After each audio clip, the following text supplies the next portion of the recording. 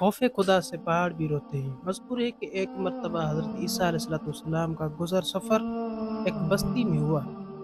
जब आप बस्ती में दाखिल हुए, क्या देखते हैं कि एक पहाड़ से रोने की आवाज़ें आ रही हैं, चीखो-पुकार की आवाज़ें आ रही हैं। आपने बस्ती वालों से पूछा कि लोगों मुझे बताओ, ये चीखो-पुकार कहाँ से आ रही है? ये फूट-फूट कर रोने की आवाज़ें कहाँ से आ रही हैं? मुझे बताओ।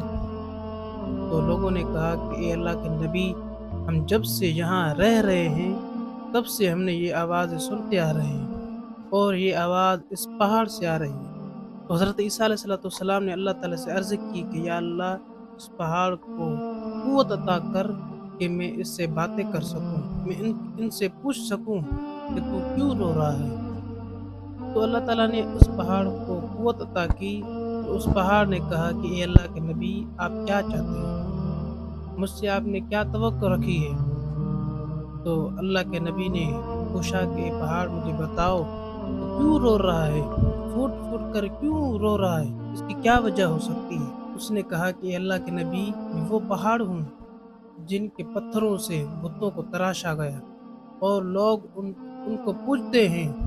मुझे डर है कि अल्लाह ताला मुझे जहन्नम में न डाल दे। अल्लाह अकबर!